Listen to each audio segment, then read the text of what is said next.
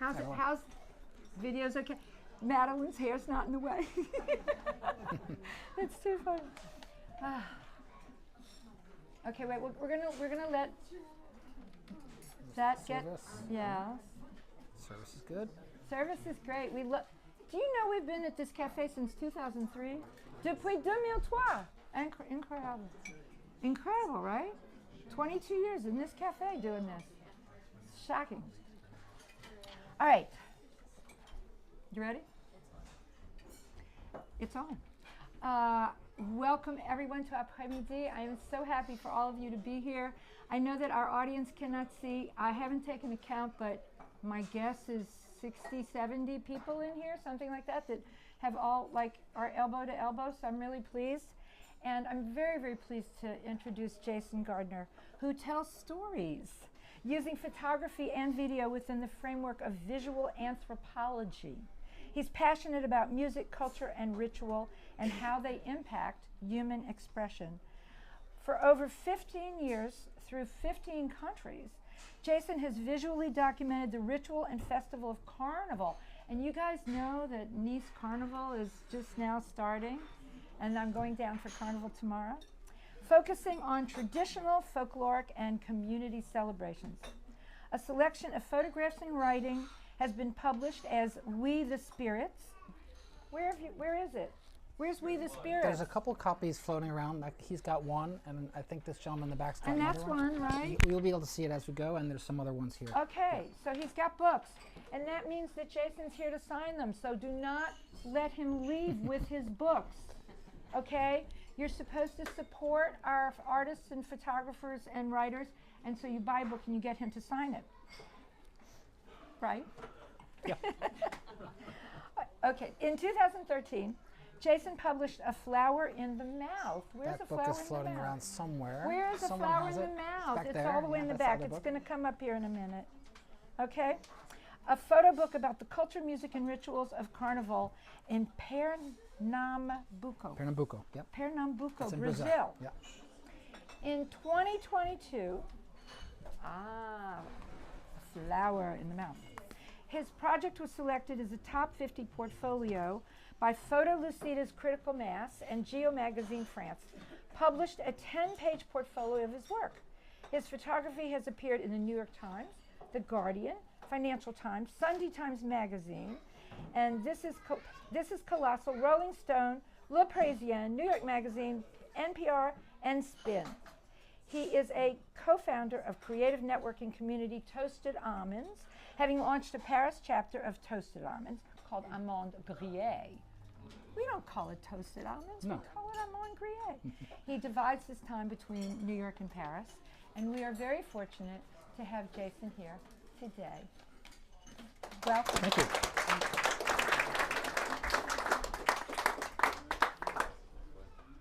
Super happy to be here, and what an amazing turnout.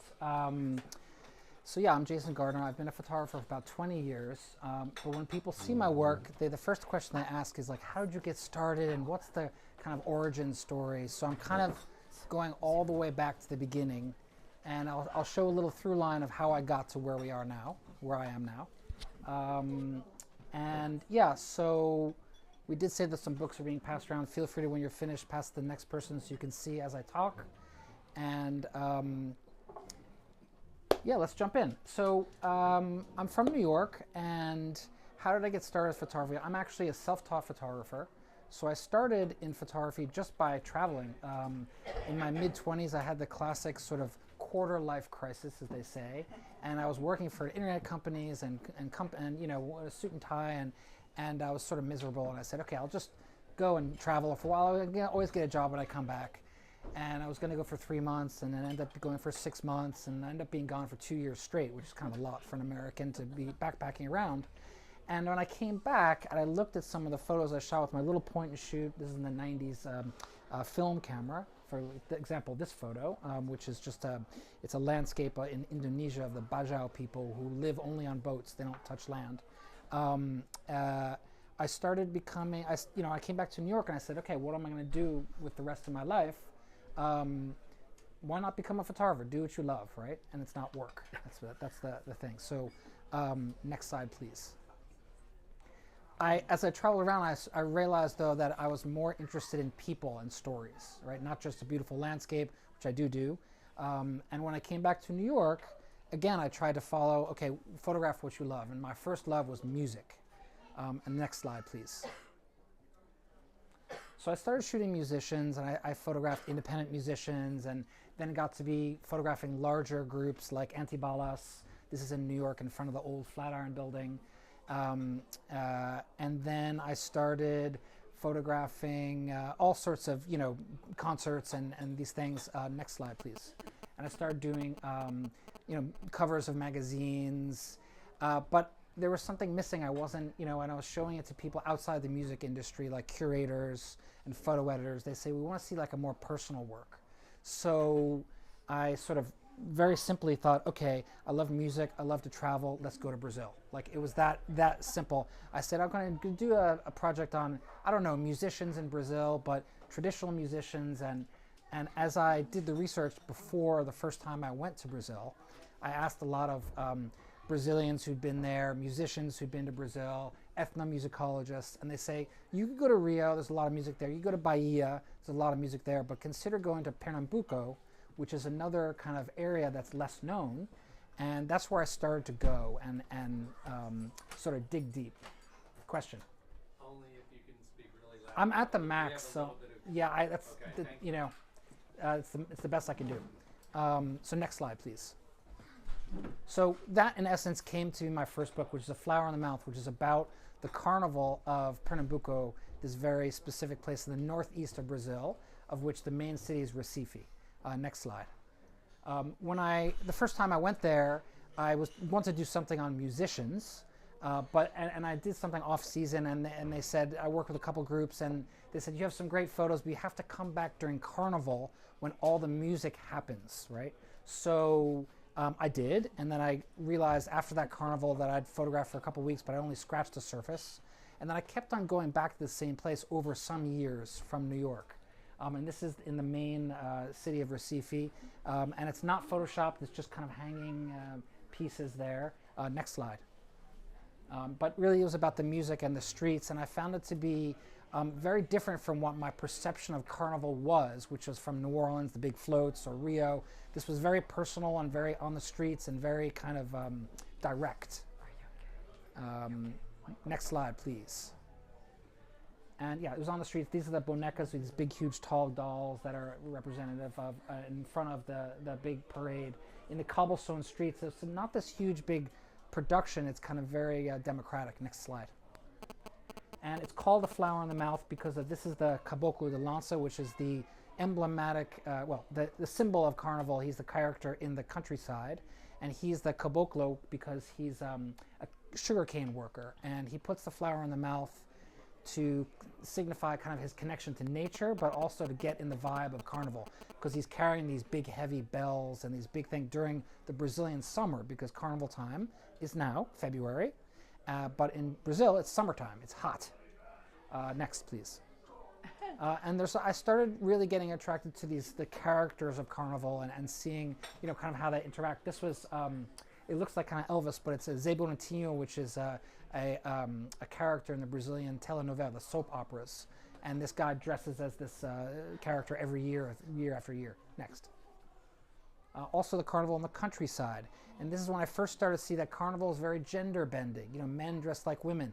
Brazil, for all of, you can think that it's, you think about maybe Rio and the bikinis and the feathers and things. But in general, Brazil was quite a conservative culture.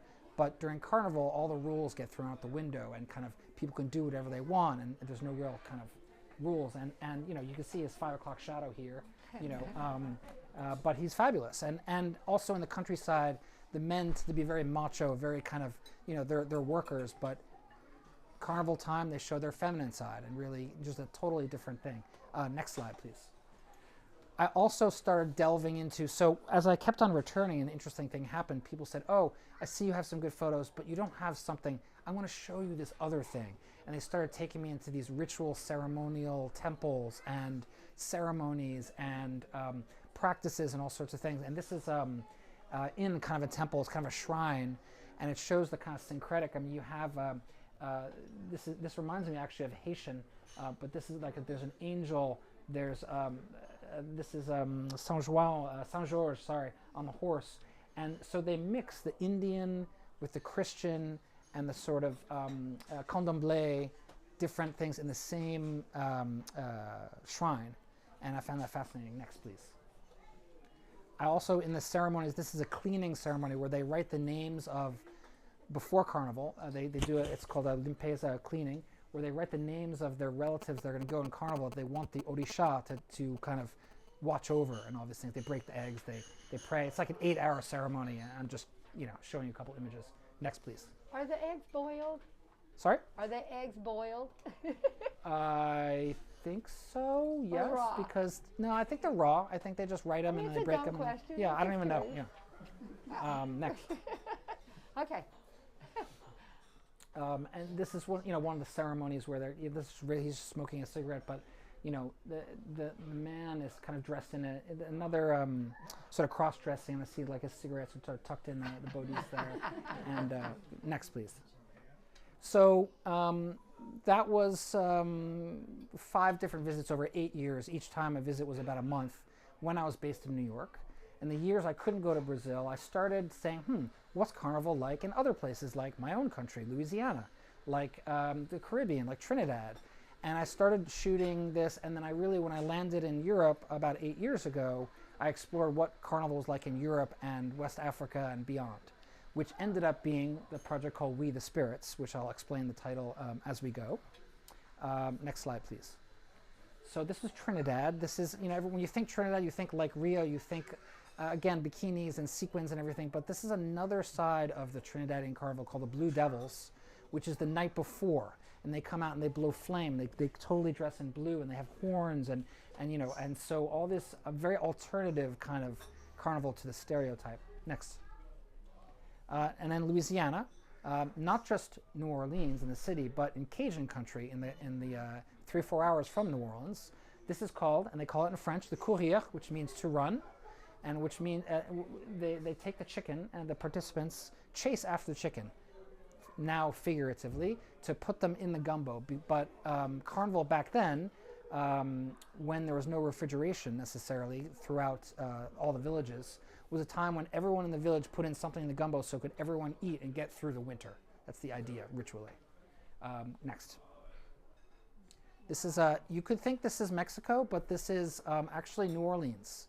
So everyone thinks of the big floats in New Orleans, but this is the artist carnival. This is where you kind of, it's not really advertised, you kind of have to just know and hear about it. And I kind of had to stop her, and she's fabulous. The Skeleton Bride, I call it. Next, please. Oh, yeah, she's great. Also in New Orleans is the Mardi Gras Indians, now called the Black Masking Indians.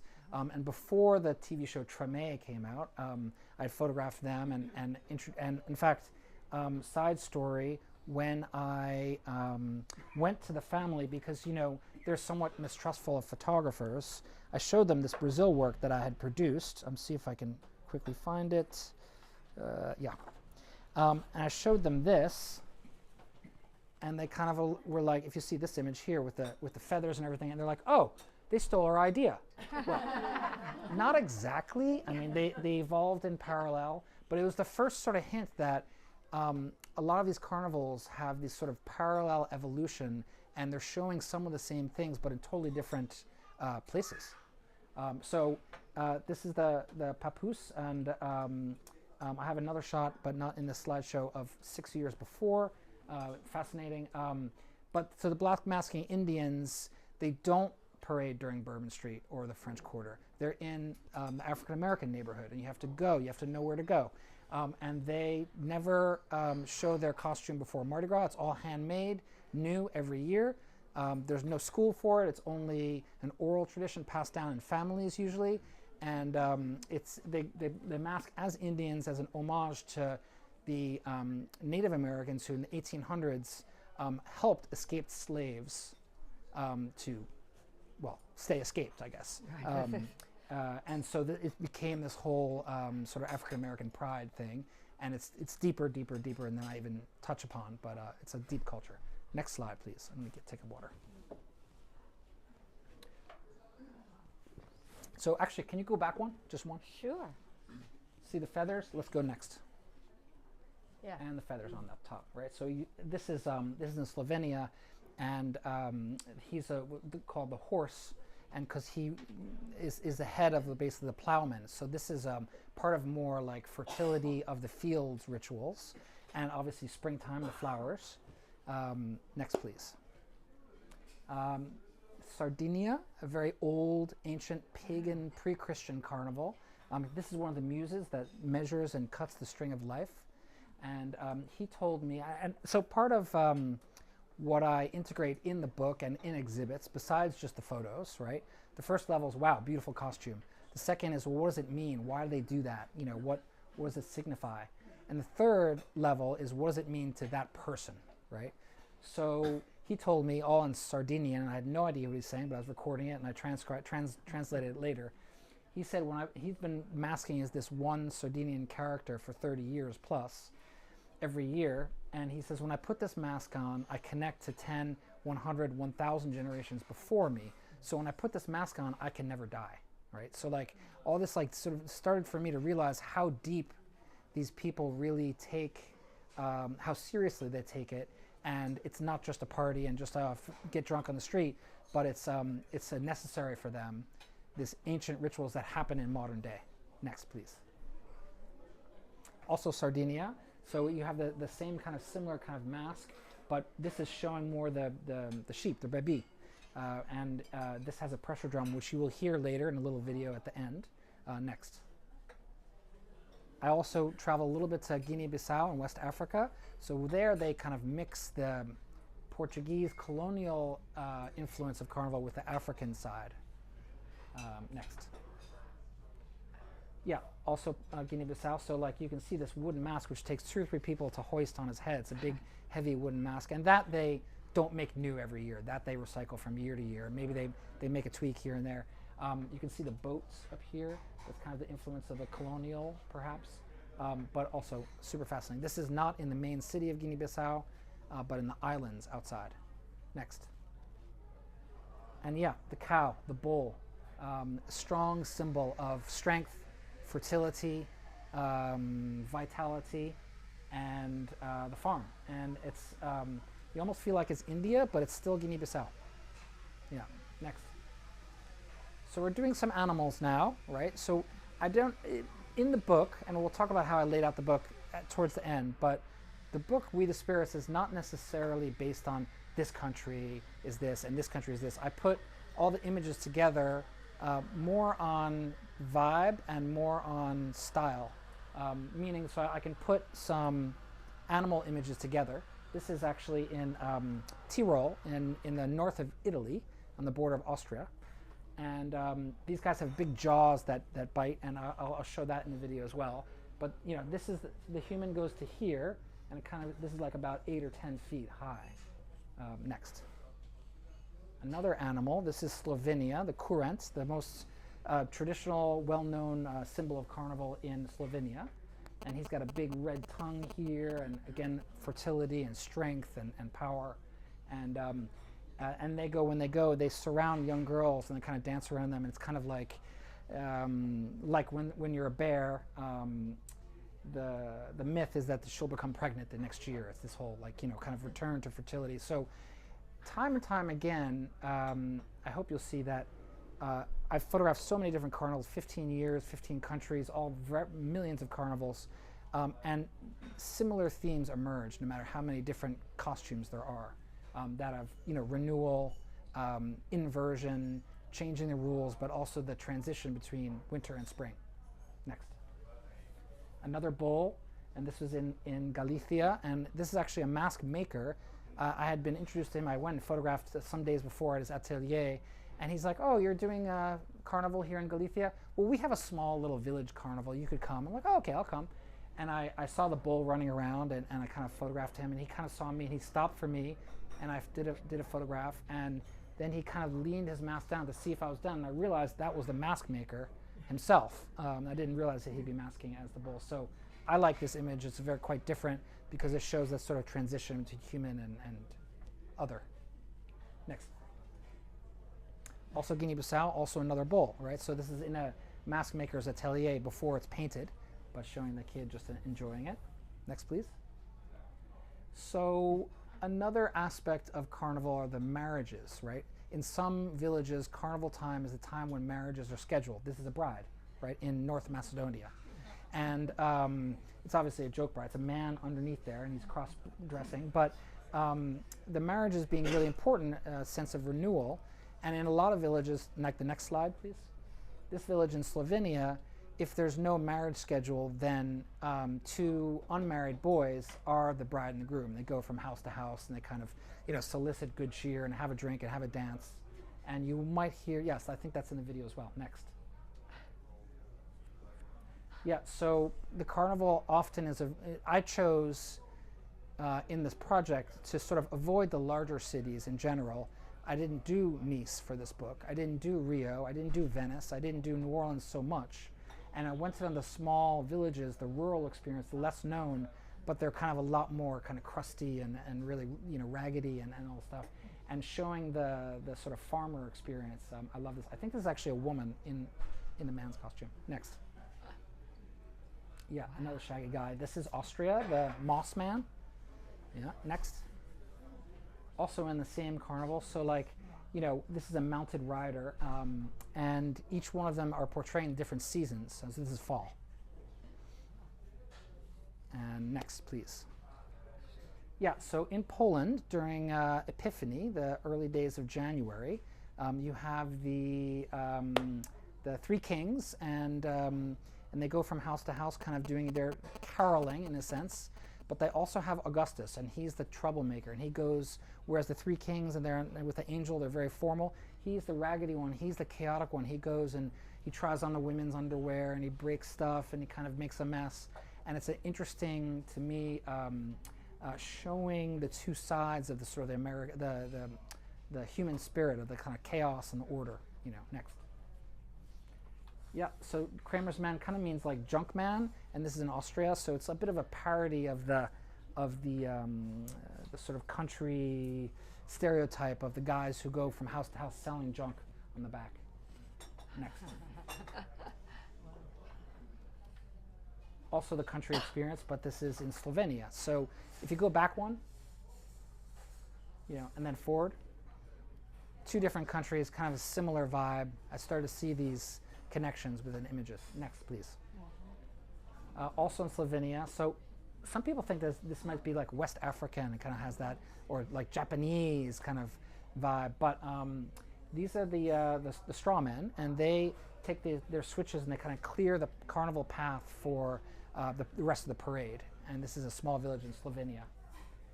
And that actually is the inspiration for the cover of the book, of which I made a little gravure sur bois, like a wood engraving, and then we made prints. That's a whole other story. Next. Yeah, so in Greece, also during Epiphany, these are the ones who, they're kind of embodying the old spirits with the bells to bring in the new year, and often sound, which you'll get in the video towards the end, is a real huge part of the sort of the vibe of these carnival. You need the bells to not only ring in the new year in the classic way, but kind of drive out the bad spirits, right? And so there's northern Greece on the border of Bulgaria. Next. Switzerland. These are they're called the beautiful ugly, Shoa Vesta. I don't know how to pronounce it. But really showing in the mountains of the Appenzell, near about 2 hours from Zurich, showing the combination and the relationship of a man and nature, right? So yeah, half man, half something, beast. In this village in Austria, they do carnival one day every 4 years. So they cycle through different villages in the area, do the different years, and it's a very intense day. And he's the bear trainer, so on a string he has the bear and carries along, not a real bear, someone dressed as a bear. But a lot of people call him a Viking. But he's very, he was very, very chaotic. But when I asked him to photograph, and nearly all of these photographs are with film, medium format. So I have an old camera. It's not the one with the hood on it. It's just a handheld, but it's not a automatic bang, bang, bang, bang, bang. It's like a manual focus, it's a thing. And I say that because I do have to have them pose a little bit for me, and it's a manual process, so I have to, they take minimum 30 seconds to kind of figure out what I'm doing. So it's a little bit of a conversation between the subject and myself in that they're giving me what they want. It's like performative. But my process is I never interrupt the ritual. I usually do it before or after. I never ask them to dress for me. I only go into the actual thing that occurs. And I don't bring external lights. I just do only ambient lights. So those are my sort of stricture. Next. Now we're back to color, a lot of color. And this is the cooks of Galicia, where they, yeah, I'm not quite sure why they put chickens on their heads, but it's just part of their the costume. I don't have the full answer for you there. But I mean, another example of animals as symbols and as important part, because that's in Galicia, in Spain. Yeah. Next. Another animalist. This is the goat. This is in Germany, and at this little carnival, they ritually drink the goat's blood, which is wine. But the goat dances throughout, and it's really this sort of pagan thing, and it's fascinating because this was hundreds of years of ritual old, and it sort of stopped and died out. And only maybe 15, 20 years ago have they reinvented it. So it's fascinating to see the kind of next generation taking these old traditions and moving with it. Next. Yeah, I'm not quite sure you can see, but this is a big, huge chicken, or bird, I should say, with the sneakers here, I like. And this is in Spain. Such detail in costumes and largely done by hand. There's no, you can't farm it out. Yeah. Next. I love how it matches the stone. Sorry? I like how it matches the stone. Well, yeah, that's somewhat, that's me, because I show where I'm, never mind. I have to put them where, I mean, Okay. to some extent, I'm following along, and then when I see my chance to do a photo, then I have to quickly find a good place, but I also have a look before. I usually arrive the day before, some hours before, see, okay, that doorway, okay, that wall, have an idea. Next. Another animal depiction. This is also in Galicia, and this is in Laza, and this is a small thing in which they have these headdresses that are about 2 feet high, with sticks that kind of they smack people out of the way, it almost is like a matador of like Spain, but it's from Galicia, and that's kind of the very, very traditional carnival character. But within that tradition, they have many different animals. I mean, there's a variety of hundreds of different designs. Yes? Were most people happy to be photographed? Yes. I mean, they're pretty proud of their culture, and it's a happy thing in general. I'm not photographing a secret. Of course, if anyone doesn't want to be photographed, I respect that and move on. But 99% of the time, they're like, yeah, as long as I'm not interrupting them from moving and doing what they want to do. And also, they see that, again, I have a film camera, so it's a little bit of respect, because it's not, oh, can I take your photo with my phone? Snap, snap, snap, I'm done. I usually go before and meet them and say, I'm doing a project, I'm shooting with film, so if we get a minute, so it's a little bit of building the sort of rapport with the subjects. Next, please. Also in Galicia, but I love this face here and more feathers. So you really start to see a kind of a through line through a lot of different carnival costumes and traditions. Next, please. Yeah, but death is important. You have to show that. It's part of the cycle of life, obviously, and part of what we're sort of celebrating and recognizing. Yeah, next. Oh, sorry, go back one. Sorry. Someone asked about locations. I personally love the corrugated iron, I guess, and the kind of strips of his. See, it's a little bit more detailed in the actual book when you see it. Yeah. Okay, Next. so it was not haphazard.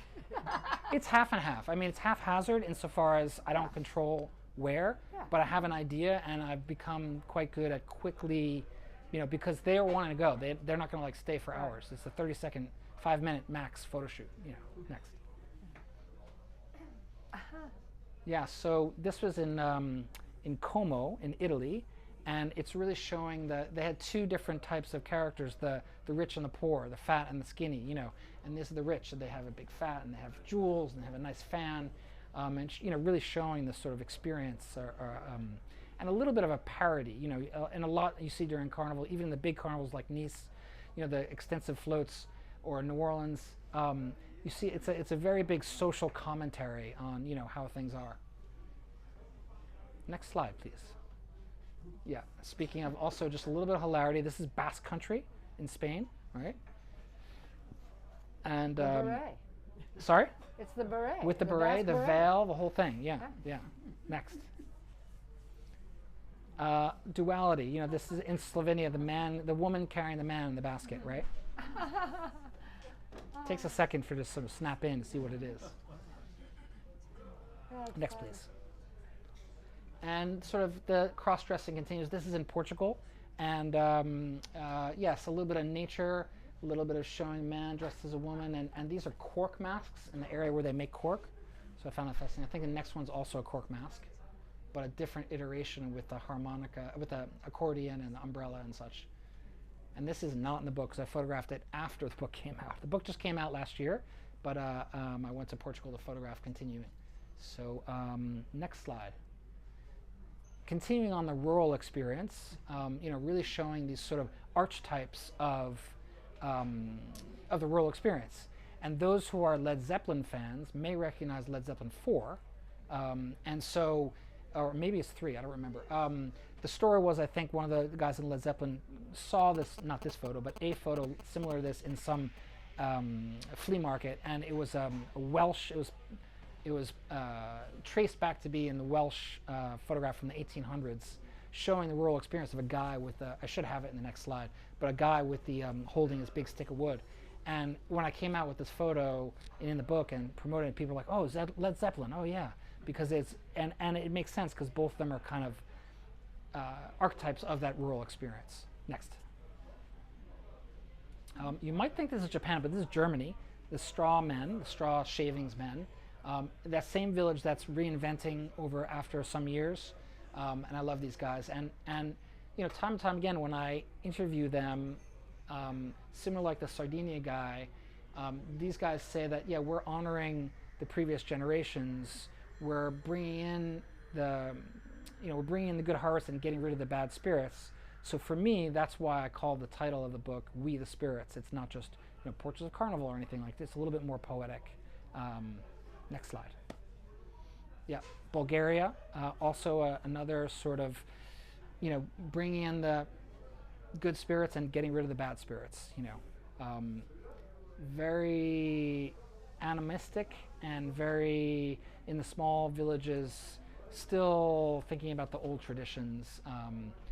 And their masks are fabulous. They're sometimes masks that are like 4 feet high and they move and all these things. Next. What are his pants made of? That's like burlap. I mean, not burlap. It's like fur. Fur. It's very. It It's. looks like fur. Yeah. It's. Like It's animal heavy. skin. Yeah. Yeah. Wow. How do these people wear these things? Carefully. Yeah. And I'll show you. This is in Cantabria in the north of Spain, and it's the first carnival of the season, the first weekend in January. And they told me that, I don't care about Christmas, I don't care about New Year's. It's this festival that starts our new year for us. And it was especially strong that year that I photographed it, 2023, because they had not done it for 3 years straight because of COVID. So it was especially intense for them to get back into their tradition. Next is from the same village, kind of really showing the connection of man with nature, but it's scary, but it's supposed to be a little scary, Next. Tree Man. This is especially when you said, how do they do it? This guy told me the only thing I wish for in Carnival Day is that it doesn't rain. So it rains that I can't move because it's a full tree that he's wearing. It's one of my favorite ones. Yeah.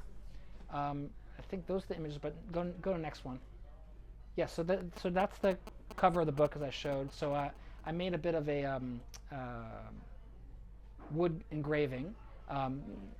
Inspired by the carnival character from Slovenia, the 3 guys sitting with the sticks. And then when I was talking with my publisher, who's based in London, gee, what should the cover be? They said, we don't want to do the cover as a photo. We want it to be a bit more interesting and these things. And I said, well, I made this engraving, and I made 3 different color prints, and I showed them, and they said, well, that's the covers. So the book is 3 different colors cover. You can choose based on availability. Next slide, please. And so this is a little behind the scenes for you guys. Like, how do you make a book, right? I went to London, and this is me with the publisher, and we basically printed out small photos and started, yes, no, maybe, yes, no, maybe. And then next slide, we laid it out on the floor. So you can see, this is a little inside baseball for photographers, but you can see that this is like a spread, and this is a single, and this is a spread, and this is a single, and you start to see the flow of left and right and how they talk to each other. So some thinking goes behind. Next. Oh, wait, sorry, question. How many years worth of photographs are in the book? About 15. 15. Yeah. Next, yes. And this is me on press in Italy. So you have to go and really color match, because no matter how in detail you make your own print, when it goes on the press, it goes from RGB to CMYK, which is a whole different way of translating the little pixels and dots to make the color sing. And next slide. So we had our match prints, and you're showing, and you're trying to match it the closest to as it runs off in big sheets. Next.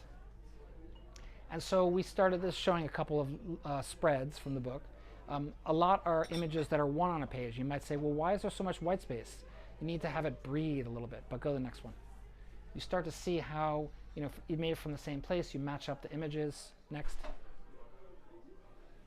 Gives you a little bit of view towards the book. And next.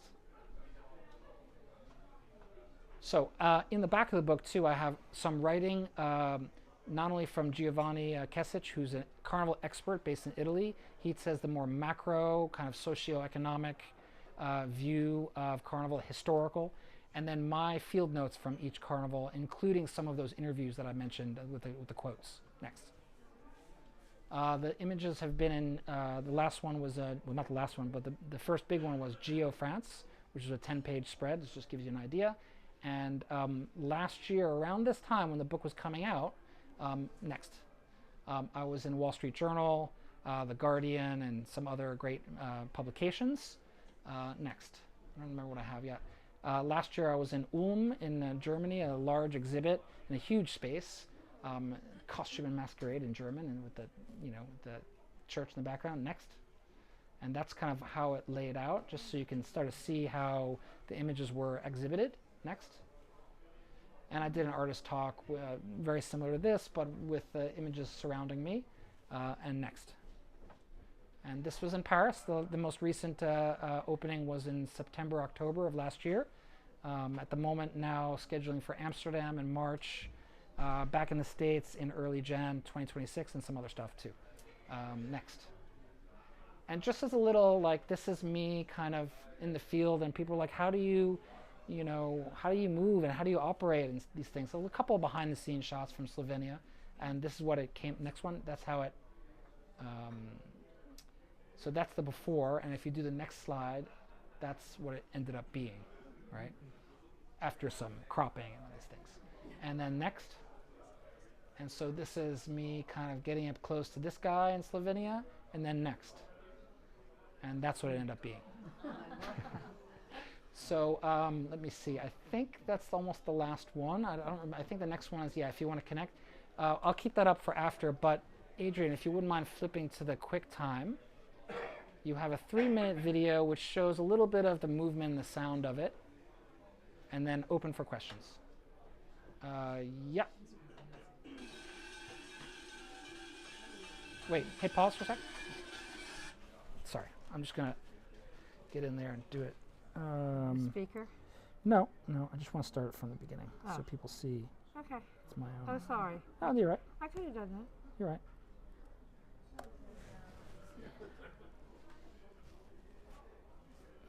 It's going. Yeah, it's going. So that's the death.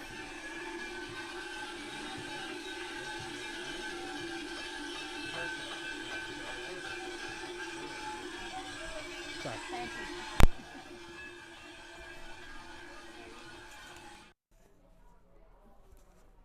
Uh-oh.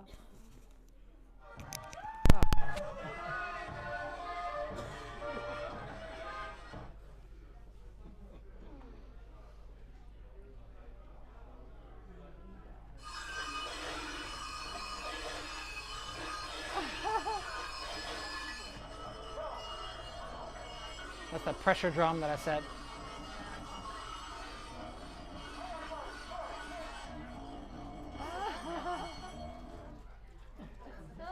Oh yeah, that's the guy with the drum.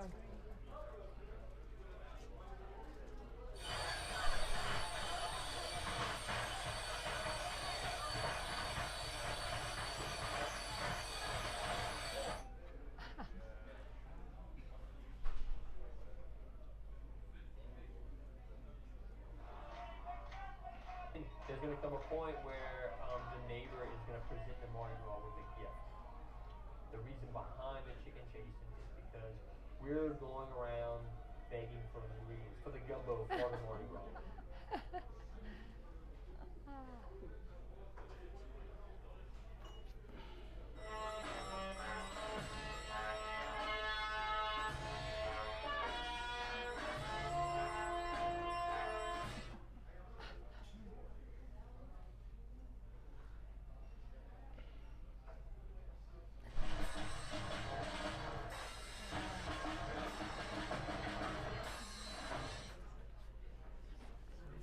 The moss.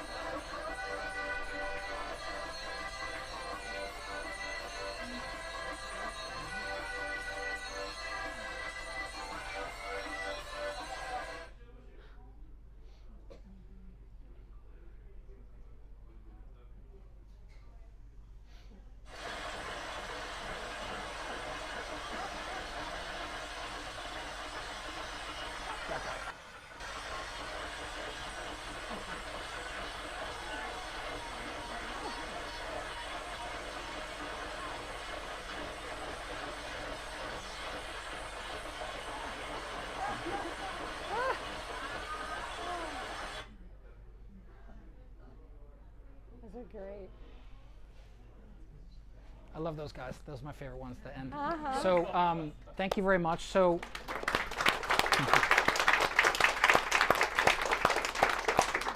super happy that to show my work. Of course, happy to answer any questions now or after. I have, I think, 5 copies here, but if you're in Paris, I can always get you other ones. They're 60 euros or 65 US. And I have 1 copy of A Flower in the Mouth floating around as well. It's available, I think, for 45. And any questions? More questions, sir? Yeah, more questions. Yeah. What do they do with the costumes at the end of the year? Do they use the same one the next year? Or what happens? Most of the time they use the same one next year. It's the same costume, except for the Mardi Gras Indians who make a new every year, and that's a secret. Often there's a local museum in which they're all housed, or sometimes it's just in people's homes. Yeah.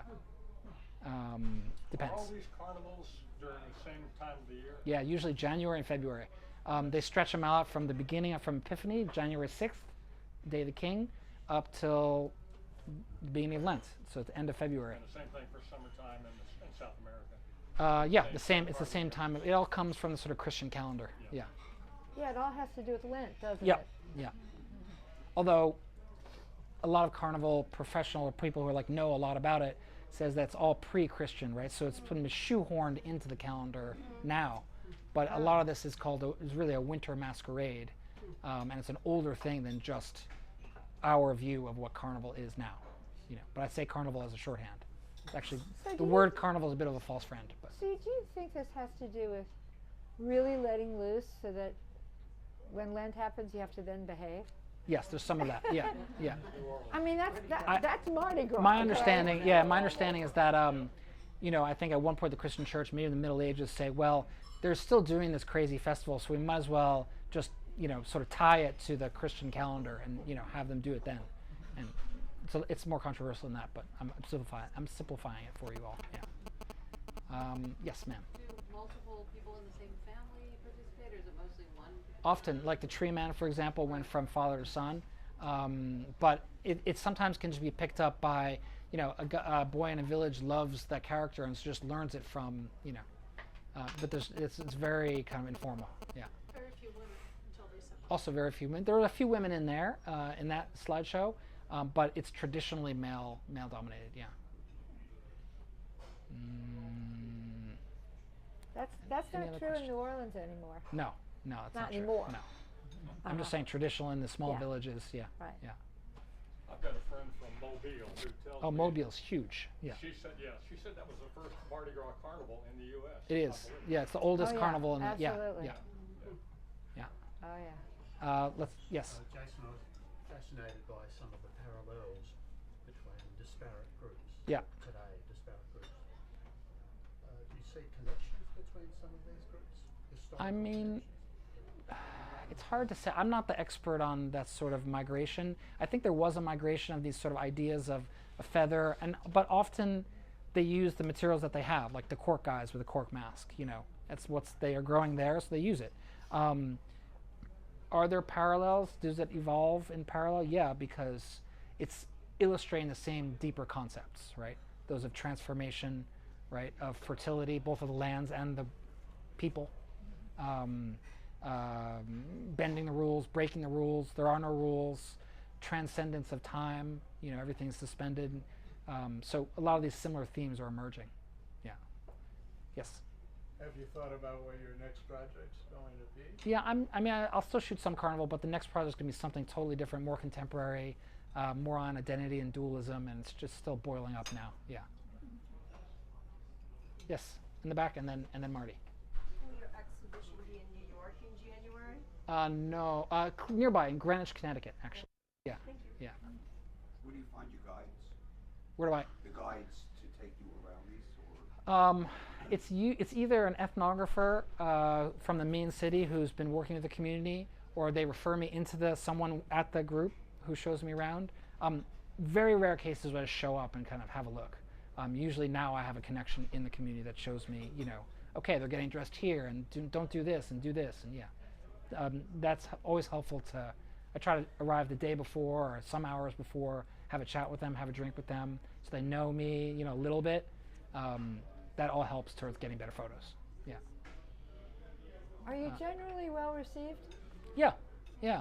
It's a couple cases in which they don't love. I think they've been burned before by people coming in, sort of, elbowing them out of the way, kind of disrespecting. So you have to kind of work through that. But in general, they're happy. Yeah. And they invite you back? Yeah. The Basque photo with the big, heavy, big fat with the veil and the black beret. I was photographing another small village in that, and this is 2022, right after sort of COVID was just easing and wasn't sure if it was going to happen or not. So I show up in this one village, very small, and this big tall guy, 6'4", comes up to me, young guy, and he's like, "What are you doing? Who are you?" "Oh, I'm just photographing." He's like, "Are you Jason?" "Yeah." He's like, "I saw your photos on Facebook, and oh, come, we're going to the next village after this. You should come." And that was where I got that photo. And it turns out that he was in Cantabria, where they have the big straw and the leaves and stuff, and he was the bear. And he said, "You have to come to my village and photograph it. And when the bear invites you, you go."